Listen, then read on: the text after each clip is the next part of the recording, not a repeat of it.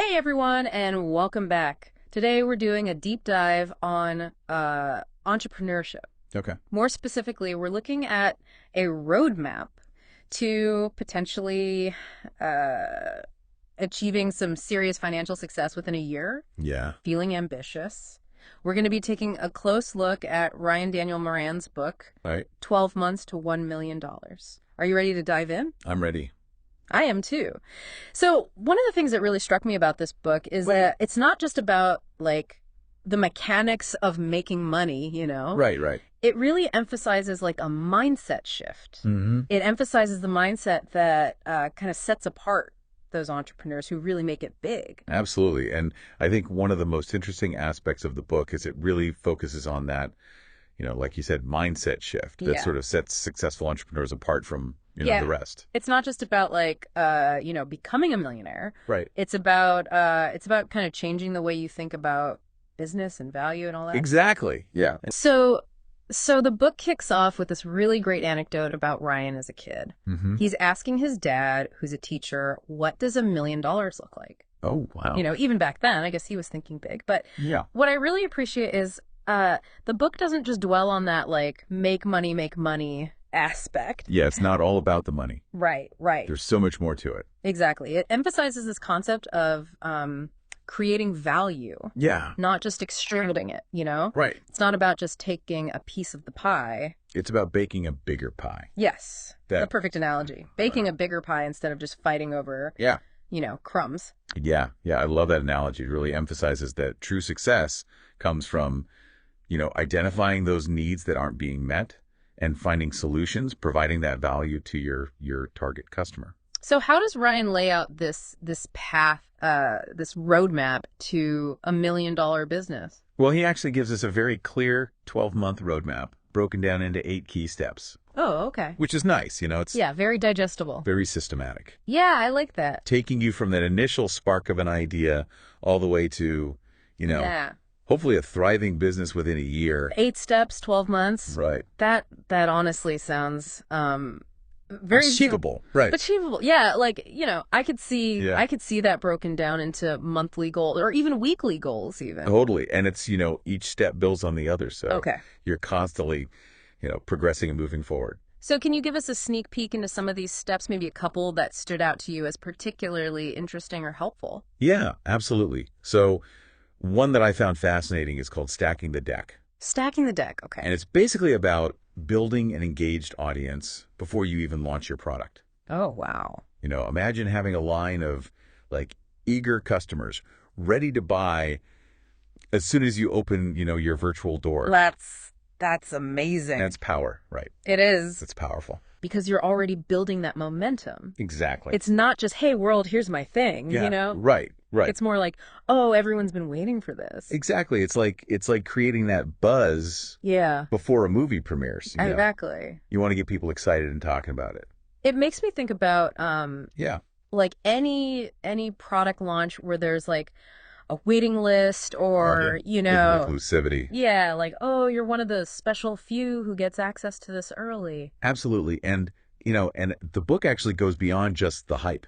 Okay. It That's dives into really practical strategies for things like selecting the right product, Yeah. analyzing your market, and even, crafting a really compelling launch strategy. Okay. It's really like a toolkit Yeah. for turning your dreams into a reality. Awesome. Now, one thing that I found really interesting in kind of like skimming the outline of the book Yeah. was this whole idea of a customer-centric approach. Mhm. So can you tell me a little bit more about that?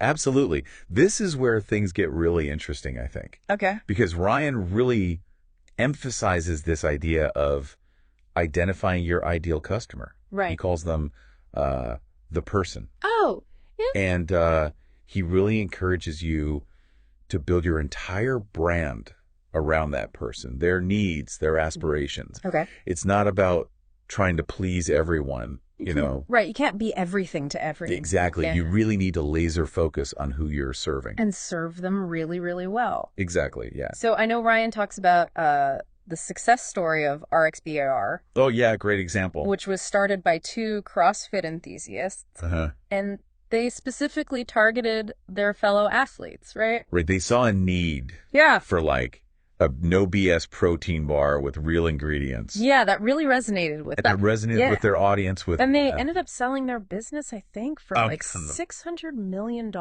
Yeah, $600 million. which is insane. It's a huge testament to the effectiveness Yeah. of really targeting a niche and serving your ideal customer.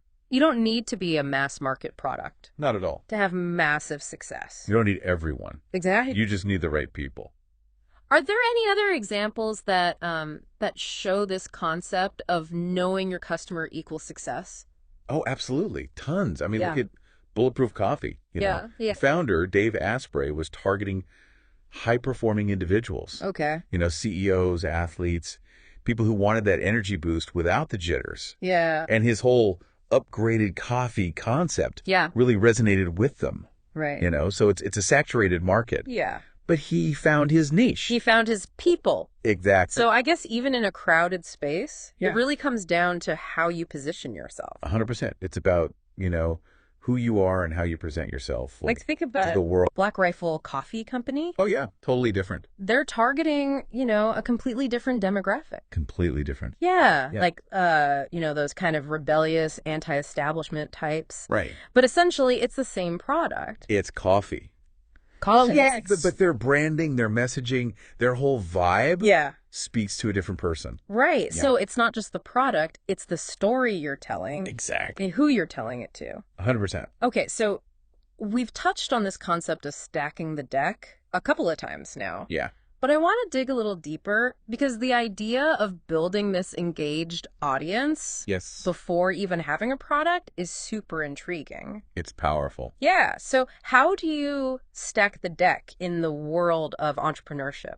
Well, one of the most powerful ways, and this is something Ryan really emphasizes, is leveraging micro-influencers. Oh, okay. You know, you've got these individuals with dedicated followings who already have the trust of their audience. Right. And by partnering with them, you know, you can create this snowball effect that can really drive those early sales and just build momentum. Yeah, it's like tapping into a pre-built Because network of potential customers. Network, yeah. Are there any like real world examples of Oh, yeah. of this micro influencer magic in action? Definitely. He talks about there's a woman named Sophie, Okay. and she used her personal network and a Facebook group Okay. to fund her product on Kickstarter.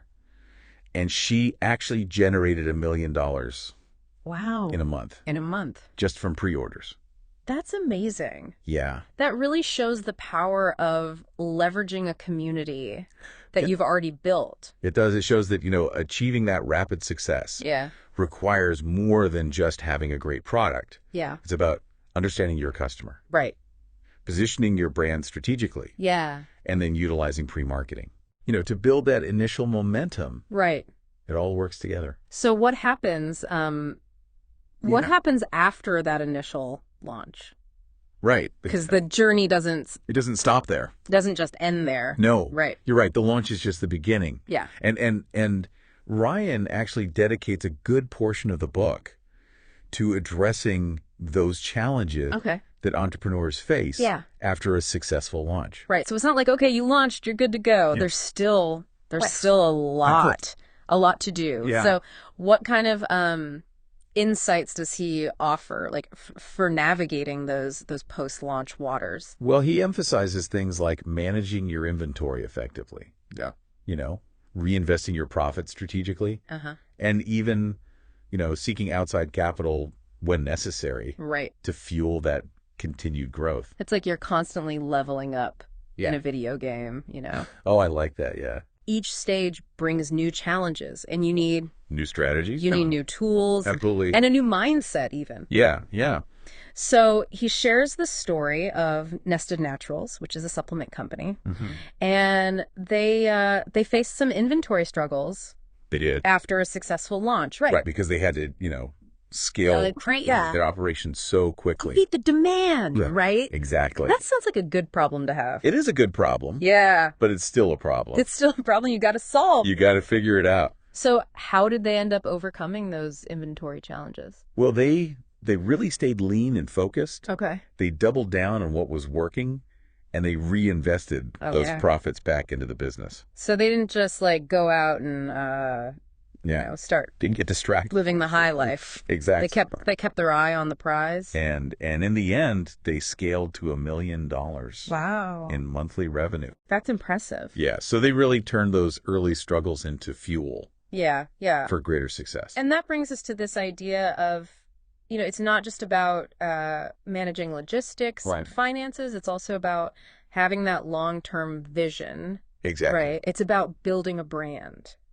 It is. Not just launching individual products. 100%. And Ryan really emphasizes this idea that building a lasting brand really requires you to go deeper. Yeah. And understand your core values. Okay. And then align your products with those values. Right. It's like, what are you about? Exactly. Yeah. What do you stand for? And then how do your products reflect that? Yeah. Okay, cool. He tells this really great story about Jonathan. Okay. Who was initially just focused on making makeup bags. Okay. But then he realized that his real passion was helping people declutter their chaotic brains. Oh, I love that. Right. That's such a good way to put it. Yeah. So it's like, it's identifying that core value proposition. Right. And then letting that guide your decisions.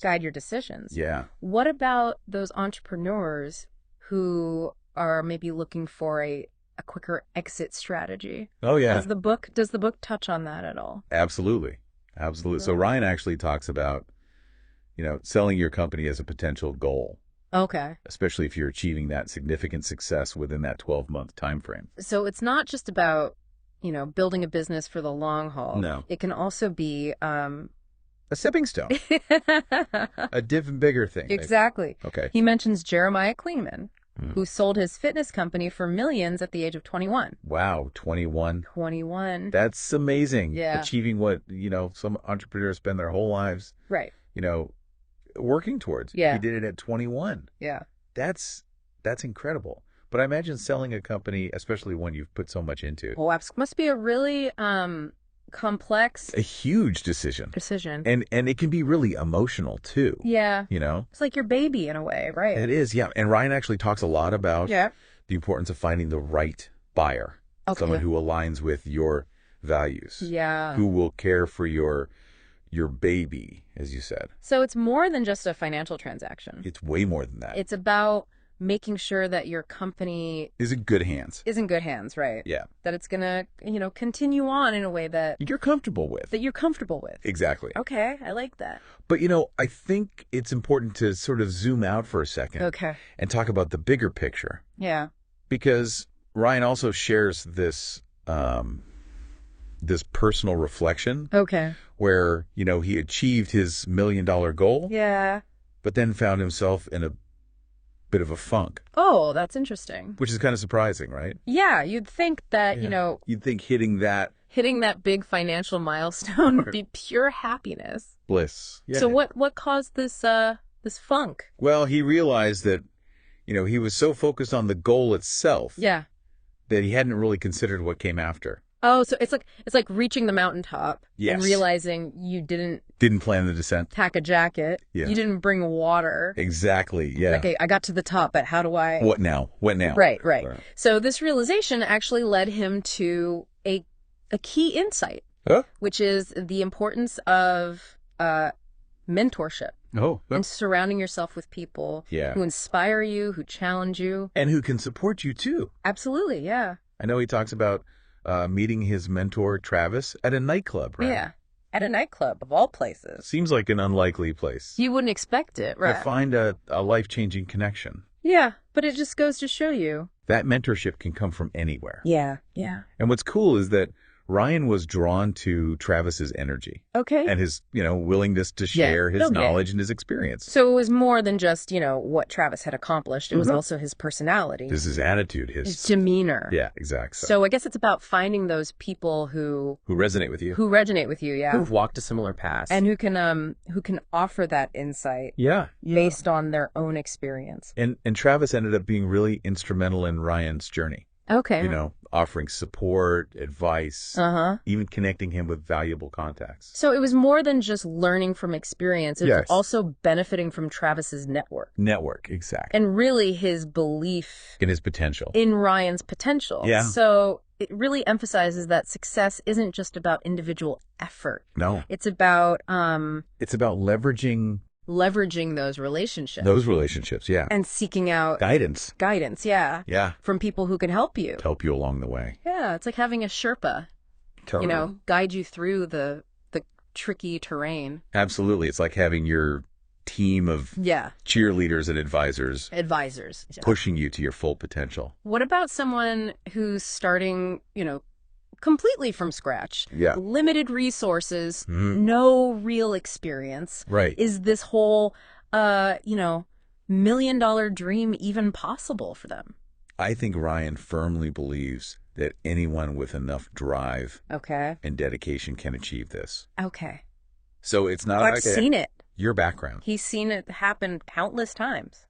It's about your willingness. Willingness to put in the work. To put in the work, yeah. Okay. He calls those first few months of building a business the grind. Right. For a reason. Yeah. It is a grind, yeah. It is. So what are some of those very first steps that someone should take? Well, one of the things Ryan really emphasizes is choosing your customer before you even have a product idea. Oh, wow. It's really about identifying that specific group of people. Yeah. That person. The person. Yeah. Okay. Understanding their needs, their desires. So finding your niche. Finding your niche, yeah. The group that you can genuinely serve. Can connect with. Yeah. Okay. So he recommends asking a series of kind of foundational questions. Okay, like what? What are the characteristics of this group? Yeah. What are their demographics, their interests, their values? Okay. And maybe most importantly, what are they already buying? Okay, so it's like conducting your own little mini market research study, trying to understand these potential customers. Exactly, on a deeper level. And then once you have that clear picture of your person, then you can brainstorm those product ideas that genuinely solve their problems. So you're turning those insights into tangible solutions, that people will actually want to buy. He uses the example of Susie Batiste, the founder of Poo-Pourri. Okay, yeah, I know Poo-Pourri. Right. And she initially, started with the product, right? Yeah. A toilet spray. Right. But her business really struggled. Okay. Until she identified her ideal customer. Oh, so it wasn't just anyone. It wasn't just the bath. Anyone who goes to the bathroom. Yeah. It was women who wanted to feel confident and comfortable. Oh. Even in those private moments. So finding that deeper emotional need. Right, that deeper need. That your product fulfills. Exactly. And once she focused on that person, her business took off. Yeah, because it became about more than just selling a spray. Yeah. It became about a solution, a connection. Yeah. With her customers. That's such a perfect example of how, understanding your customer can totally change the game. Yeah, absolutely. But choosing the right product is only part of it, right? Right.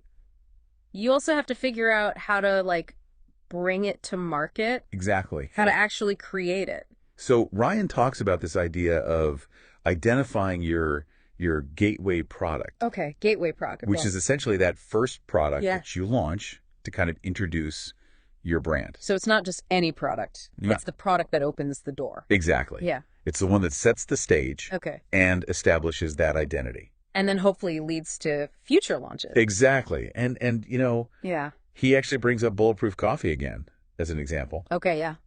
Dave Asprey started with that upgraded coffee. Yeah. But he always had a vision. Okay.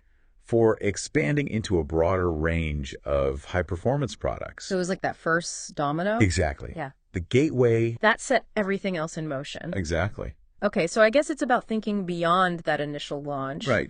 And how it fits into that larger, bigger picture. Brand strategy. Yeah. Now, being realistic, actually creating a product, especially for someone who's new to this, can be really daunting. Intimidating, yeah. Where do you even begin? Right. Well, Ryan actually offers some really great practical advice here. Okay. And he really debunks that myth that you need, a factory or a team of engineers Right. to create a physical product. Okay. He talks about starting his first business right out of college, Okay. knowing absolutely nothing about manufacturing or logistics. So he was starting from scratch. From scratch, yeah. Like many people probably are. Just like so many entrepreneurs out there. Yeah. And he tells this funny story about meeting his first rich person, Okay. a guy named Don. And Don gave him this advice. He said, Okay. find someone else to make the product for you.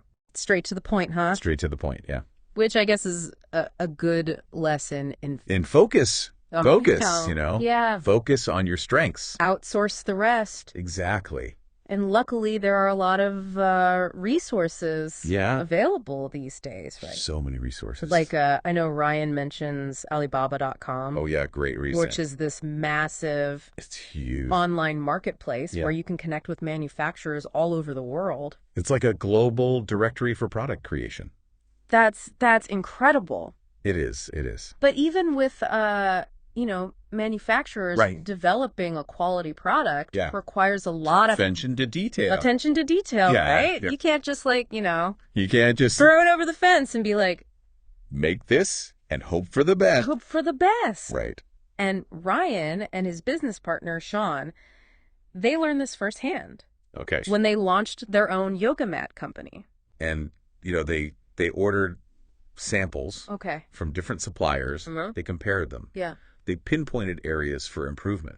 So they were really hands-on. They were hands-on. In that process. Yeah, they got involved. Making sure that the product... They were hands-on. They got involved. Testing it out, making sure that it was good quality. That it met their standards. Yeah, right. And really, I guess, ultimately the needs of their customer. 100%. Yeah. And they even took it a step further by using online communities and social media, to gather feedback from their target customers. Crowdsourcing that feedback. Exactly. And it's a constant process, right? You're constantly refining, improving. Based on what you're hearing. Based on that real world feedback. Okay. So it's not just a one-time thing. It's this. It's iterative. Evolution. Yeah. Okay. It's ongoing. Now we can't forget about the money.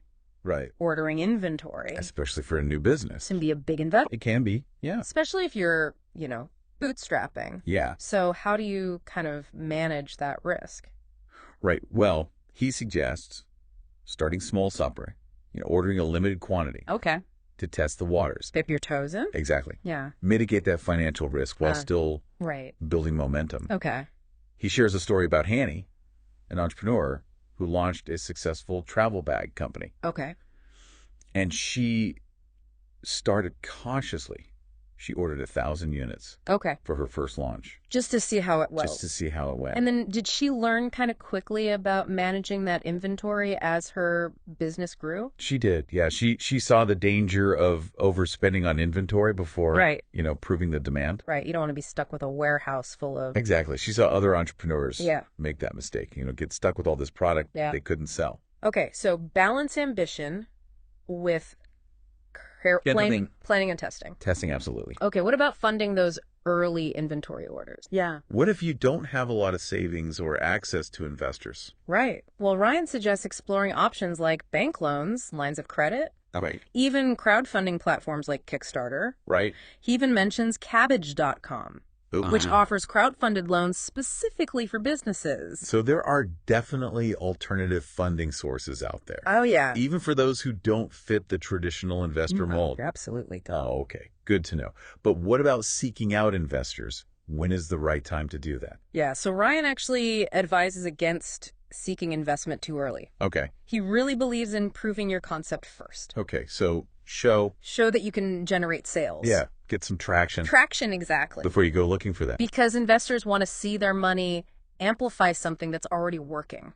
Right. Not just fund an unproven idea. Yeah. You've got to prove that you're a doer. Exactly. Not just a dreamer. 100%. Okay. I like that.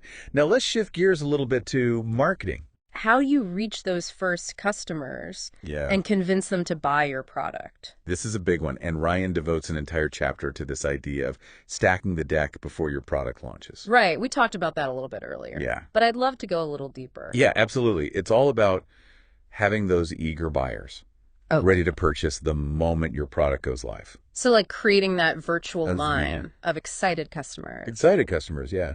But how do you create that anticipation, especially when you're starting from scratch? Well, one of Ryan's key insights here is that you don't need a massive following Duh. or a huge budget Right. to generate buzz. Okay. He actually advocates for micro-influencers over, big name celebrities. Makes sense because micro-influencers tend to have those highly engaged Audiences. and they have that Trust factor. trust. Yeah. Exactly. Okay, but how do you find those micro-influencers and get them on board? Well, he suggests targeting individuals who align with your brand values and whose following kind of overlaps with your target customers. Makes sense. And then build genuine relationships. Okay. Treat them like partners. Right, not just promotional tools. Exactly. So it's about creating those win-win partnerships. Absolutely. Where both parties genuinely believe in what's being offered. 100%. And he even suggests, going for the smallest yes possible. What does that mean? Like finding a low-stakes way to start a conversation. Okay. Maybe becoming a customer of their business. Right. Or sponsoring their podcast. So supporting their work. Yeah. Showing that you're not just looking for a freebie. Exactly. Yeah. And then from there, you can explore those potential collaborations. Okay. Promotion opportunities. Building that trust before you ask for anything in return. Right. Build that relationship. Now, are there any other strategies for, stacking the deck and generating that pre-launch excitement? Yeah, he highlights using platforms like Kickstarter to pre-sell your product. Right. And kind of build that anticipation. And you can even use that as like a gauge for how much interest there is. Exactly. Yeah, right. Yeah, it's a great way to validate your idea. Now, I remember he talks about Sophie. Yes. Who used Kickstarter to raise $1 million in a month. $1 million in pre-orders. Mm-hmm. Just from that Kickstarter campaign. That's incredible. It is. Are there any other examples of entrepreneurs who've kind of successfully used Kickstarter to launch their products? Oh, yeah. Tons of examples. Okay. I mean, the key takeaway here is that there are alternative ways to fund a business. Right. And build that momentum. Outside of traditional investment, yeah. And it all comes back to building that engaged community. It does. And your brand. It all comes back to the community. Yeah, but let's be realistic. Not every launch is a viral sensation. Of course not. What happens when you don't hit those initial sales goals? Well, Ryan acknowledges that setbacks are a part of the journey. Right. He encourages entrepreneurs to prepare for that initial dip in sales. Okay. After the launch, excitement kind of dies down. So manage expectations. Manage expectations. Yeah. Don't get discouraged. Don't get discouraged if things don't go. If things don't go exactly as planned. Exactly as planned, yeah. And really just stay focused on your core customer. Okay. And continue delivering value. So it's about playing the long game. Playing the long game. Yeah. Building for sustainability. Sustainability, exactly. Okay. And he reminds entrepreneurs that they're now in the people business. Yes. Not just the product business. It's about building those relationships. Right. Nurturing those connections. Creating a brand that people love. Yeah. He even shares a story about receiving his first repeat order. Oh, wow. And feeling compelled to call and thank the customer personally. That's awesome. Right. What a great example of, that personal connection and customer appreciation. Yeah. It shows that building a successful business is about so much more than just transactions. Right. It's about those genuine connections. Yeah. And building that community. Now, we can't talk about selling online without mentioning Amazon. Oh, yeah. The giant.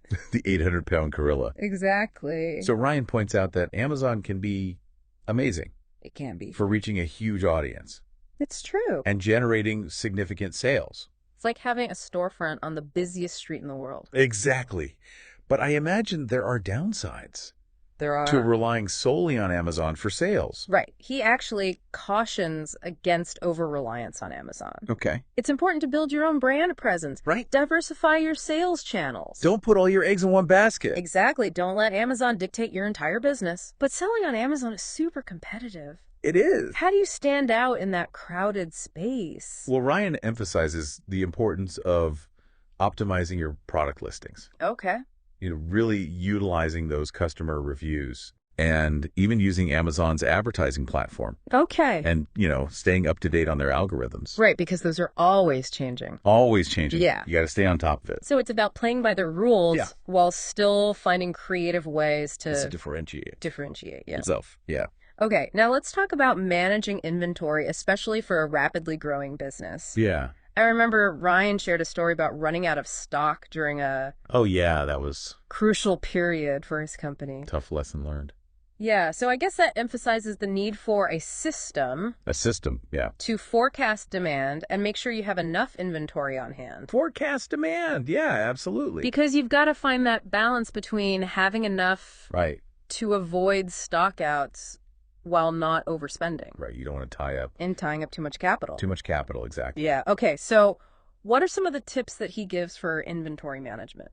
Well, he talks about, reordering when you see that consistent sales velocity Okay. and, being transparent with customers Okay. about back orders if they happen. So be upfront about it. Be upfront. Yeah, don't try to hide it. Exactly. Be proactive. Be communicative. Both with your suppliers And your customers. and your customers. Yeah. Now, let's not forget about the human side of this. Right. Ryan talks about the importance of taking care of yourself, Yeah. prioritizing your well-being, Which is huge. which I think is a message we need to hear more often. We do. We Yeah. do because it's so easy to get caught up Right. in the hustle And the grind, yeah. and forget about ourselves. So he emphasizes that entrepreneurs are the drivers of their business. Yeah. But if the driver is burned out, The whole business suffers. the whole business suffers. Yeah. Your car crash. The car crashes, exactly. Yeah. So it's not just a nice to have, it's an essential ingredient for success. Absolutely. And he actually talks about Okay. struggling with burnout himself. Really? After hitting his $1 million goal, he realized he had neglected his own needs. So it's a reminder that success is a journey, not a destination. A journey, not a destination. And it's about Finding that joy along the way. finding that joy along the way. Okay, I like that. Yeah. It's kind of amazing to think that, Yeah. something as simple as an idea Hmm. paired with the right mindset and strategies can really lead to Absolutely. incredible things. Incredible things. Yeah. So as we wrap up our deep dive into Ryan Daniel Moran's 12 months to $1 million, Mm-hmm. it's clear that he's laid out a really powerful framework Yes. for entrepreneurial success. Absolutely. And one of the things that I appreciate most about his approach is how he breaks down the entire journey Okay. into these 3 distinct stages. Right. The grind, the growth, and the gold. I love it. I love a good framework. It helps to kind of visualize the path ahead. Visualize it. Yeah. So let's break down each of those stages. All right. What exactly does the grind entail? So the grind, think of it as your foundation. It's those first 3 months. Right. And it's all about taking those essential first steps, defining your customer, developing your product, Okay. setting up those systems that you're going to need Right. for a successful launch. So it's all about the groundwork. Groundwork. Yeah. Put in the work. Yeah. Okay. What specific actions does Ryan recommend during this grind stage? So he outlines 8 key steps. Yeah. Identifying your ideal customer, brainstorming product ideas, Mm-hmm. choosing your gateway product, Okay. conducting market research sourcing and manufacturing your product, Okay. setting up your sales channels, Mm-hmm. building your pre-launch audience, Right. and then finally making that exciting first sale. 8 steps in 3 months. That's a lot to pack in. It is. But again, It's doable. if you're focused. Absolutely. Yeah. Okay. So once you've navigated the grind and started generating those first sales, Yeah. what does the growth stage look like? So the growth typically spans months, 4 to 6, and the focus shifts to scaling your operations Okay. and establishing a consistent flow of sales. So you've proven your concept. You've proven it. You've gotten those Got some momentum. first few sales, and now it's time to really Ramp it up. ramp it up. Yeah. Okay. And what's the goal here, like in terms of, So the goal during the growth is to hit at least 25 sales per day wow, 25 sales a day for your gateway product. for your gateway product? Yeah, Okay. yeah. That's a pretty good benchmark. It's a great benchmark. So what strategies does Ryan suggest for reaching this level of growth? Well, he really emphasizes the importance of leveraging customer feedback. Okay. What are your customers telling you? Right. What are they loving? What could be improved? Yeah. Use that feedback to optimize your product listings Okay. and constantly refine your marketing. To reach a wider audience. Wider audience, exactly. So it's all about that constant Improvement. expansion. Taking those early wins and using them as fuel. Fuel to propel yourself forward. Exactly. Okay, so what happens once you've kind of hit that 25 sales per day mark? Then you enter the gold stage. The gold. Okay, what makes the gold so special? So this is where things get really interesting. You've crossed that $1 million threshold. Wow. You're now focused on maximizing profitability, building a strong team, Okay. and creating a business that can essentially run itself. So you're transitioning from that hands-on startup mode Yes. to a well-established, Thriving business. Yeah. Okay. And what are some of those strategies for kind of achieving that level of sustainability? So Ryan talks about investing your profits wisely, Mm-hmm. building systems and processes that can scale with you, Right. and even exploring new avenues for expansion, Like what? like new markets or even acquiring other companies. Wow. So it's about building a legacy, It is. a business that can thrive. Long term. Long term, yeah. Yeah. But as we discussed, even when you reach that significant financial success, Right. there can be these unexpected challenges. Absolutely. Remember Ryan's story about hitting that $1 million goal, Yeah. but then finding himself in a bit of a funk? In a funk. It's a good reminder that success isn't always this straight line upwards. It's not a straight line. And sometimes achieving our goals Doesn't bring us doesn't bring the fulfillment that we thought it if would. we expected. Yeah. So we need to kind of check in with ourselves along the way. Along the way. Yeah. Ryan's experience really emphasizes that whole idea of planning through the goal, not just to. Planning through it. Yes. What happens after you reach the summit? What happens after? What does life look like beyond that goal? Exactly. Yeah. And he also talks about surrounding yourself with people Yeah. who inspire you, who challenge you, Who support you. who support you, who can offer guidance during those challenging times. It's so important to have that support system, It is. especially when you're navigating this world of entrepreneurship. Especially as an entrepreneur. Yeah. Yeah. And remember his story about meeting his mentor, Travis, at a nightclub? In that club, yeah. It just goes to show that You never know you never know where you're going to where those valuable connections are going to come from. find those valuable connections. Exactly. Yeah. So it's about finding those people who resonate with you, Mm-hmm. who have walked a similar path, Yeah. and who can offer that insight Offer that guidance. based on their own experience. And Travis played a key role in Ryan's journey, He did. offering support, advice, even connecting him Yeah. with important contacts. So it highlights the fact that success isn't just about individual effort. No, it's about community. It's about leveraging those relationships Those relationships. Yeah. and seeking guidance from those who can help you along the way. Couldn't agree more. And, ultimately, that's what Ryan's book, 12 Months to $1 Million, is all about. Yeah. It's about giving aspiring entrepreneurs that roadmap, the tools, the inspiration to turn their dreams into a reality. So as we wrap up this deep dive, what are some of the key takeaways that you want our listeners to kind of walk away with?